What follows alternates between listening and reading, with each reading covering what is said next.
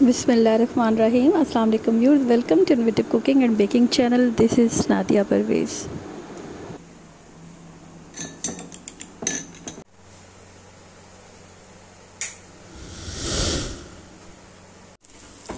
आज हम स्पेशल अंदाज में आलू के कटलेट्स बना रहे हैं। देखिए हम ये रेसिपी कैसे प्रिपेयर करते हैं।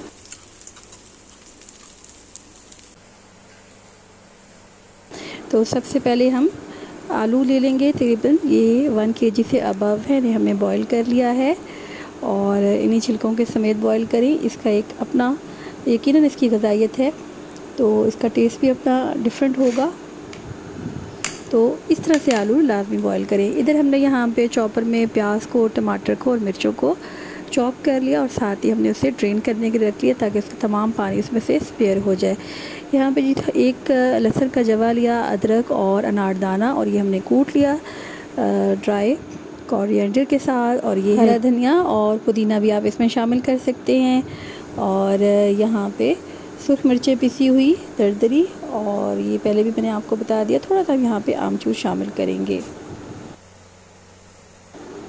ये मैंने अलग से इसको सिर्फ आपको दिखाने के लिए कैसे हम फ्रेश करेंगे। और यहाँ पे हम ये शामिल करेंगे बिल्कुल छोटा सा प्याज, टमाटर और हरी मिर्चें हैं। और ये जी कॉर्नफ्लावर है और बेसन है जो कि हमने तवे पे भून लिया है, ये भी हम इसमें शामिल करेंगे।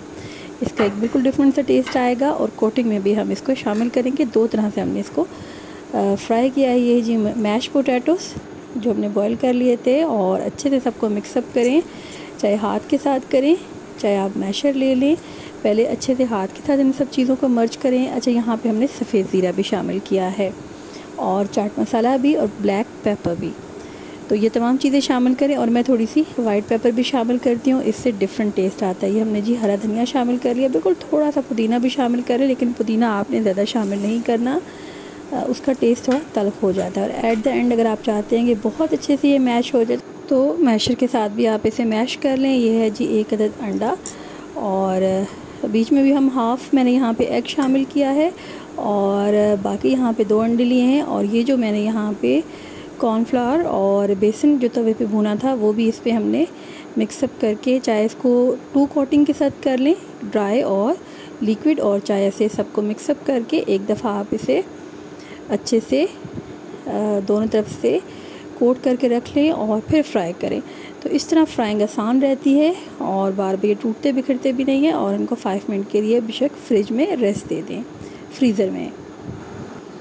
तो बहुत मज़ेदार होते हैं, बड़े ही टेस्टी होते हैं। चावल के साथ खाएं, नान के साथ खाएं, या इसके सैंडविचेस बना लें। तो आप इसको अपने पास प्रिपेयर करके रख सकते हैं। लेकिन आलू की कटलेट्स के लिए बेहतर है कि इनको विदिन 48 आवर्स यूज़ कर लें। आप जितना भी इन्हें फ्रीज़ करें, बल्कि 24 आवर्स में यूज़ कर लें तो बेस्ट है। इनको फ्रेश खाएं तो मज़े के रहते हैं। यहाँ पे ऑयल और घी मैंने दोनों लिए, और हल्का सा यहाँ पे मैंने नमक छिड़क लिया है।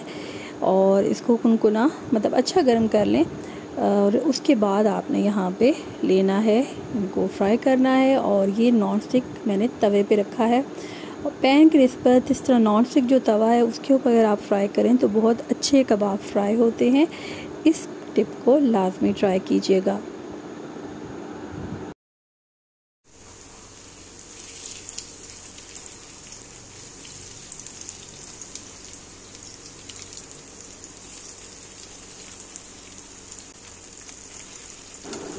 बहुत ही टेस्टी होते हैं। और आप इसको सिंपल एग कोटिंग के साथ भी बना सकते हैं, लेकिन आपने कोटिंग लाजमी करनी है, इससे ये टूटेंगे नहीं, बिखरेंगे नहीं।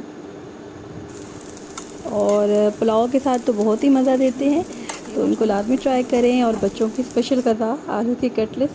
तो उम्मीद है आपको आज की रेसिपी पसंद आई होगी, आप इसे लाजमी ट्राई करेंगे।